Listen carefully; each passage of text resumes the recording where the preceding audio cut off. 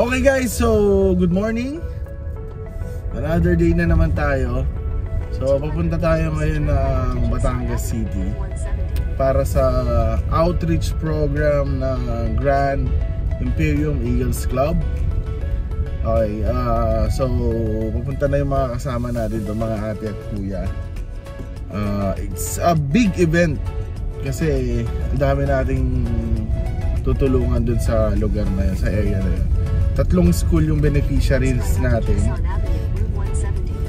Then mamimigay din ng scholarship yung Grand Imperium Eagles Club sa tulong ni Chef Edward, si Kuya Chef.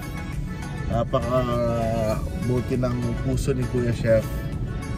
Okay, tapos namigay din ng mga painting materials pang pintura ng schools. Then meron din tayong ibibigay ng mga electric fan. Mamimigay din tayo ng wheelchair.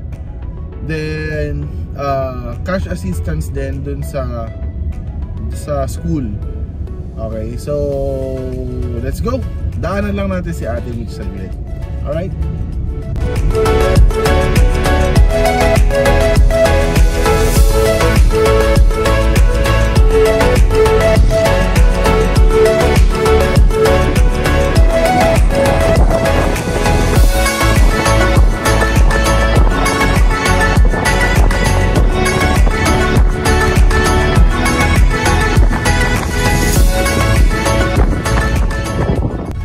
Alright guys, so on the way na tayo ngayon. Papunta na